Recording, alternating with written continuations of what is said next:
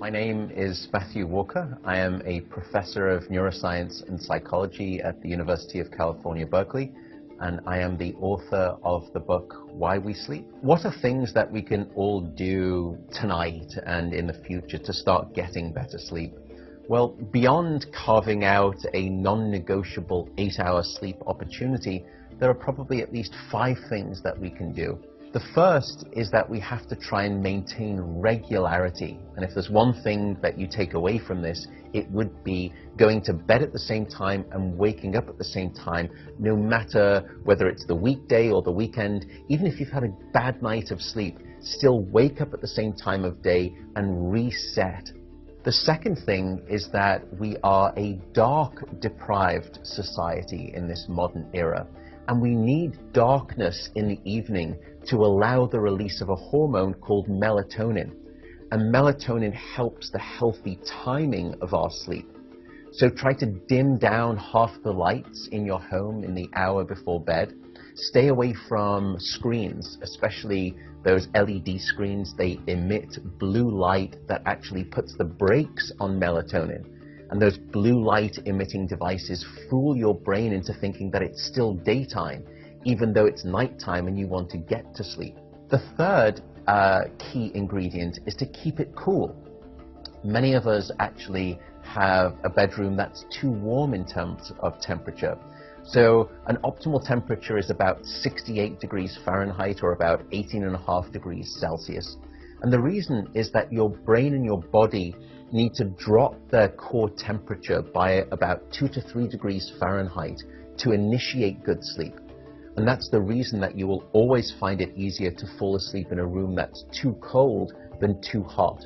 So having a cool room actually takes your brain and body in the right temperature direction to get good sleep. The fourth critical factor is actually avoiding alcohol and caffeine.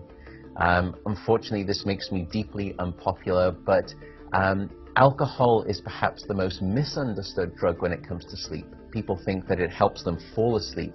That's not actually true. Alcohol is a class of drugs that we call the sedatives. And what you're doing is just knocking your brain out. You're not putting it into natural sleep. We also know that alcohol will fragment your sleep, so you'll wake up many more times throughout the night. And alcohol is also a very potent chemical for blocking your dream sleep or your rapid eye movement sleep. Caffeine is also a problem. Many of us know that caffeine can keep us awake. It's an alerting chemical. It's a stimulant in terms of a class of drugs. But few people know that even if you can have a cup of coffee after dinner and you fall asleep fine and maybe you stay asleep, the depth of the deep sleep that you have when there is caffeine within your brain isn't as deep as when you have abstained from that cup of coffee after dinner. So as a consequence, you wake up the next morning, you feel unrefreshed, and you don't remember waking up or having a difficult time falling asleep, but now you find yourself reaching for 2 or 3 cups of coffee in the morning, and you develop this dependency, this addiction cycle.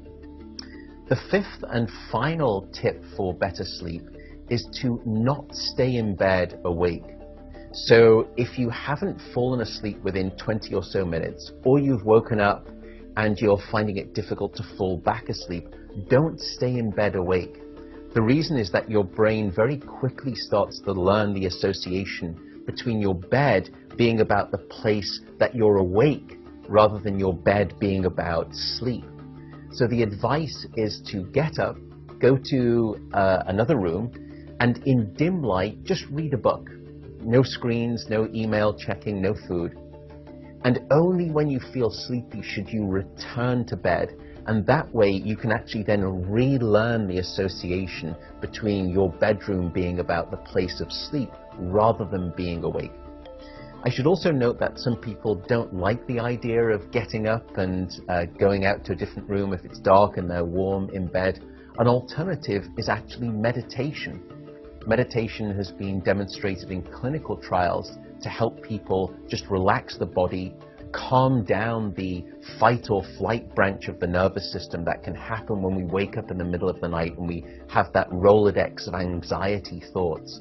And by meditating, you can start to quiet the mind as well as the body and that also helps you fall back asleep more easily.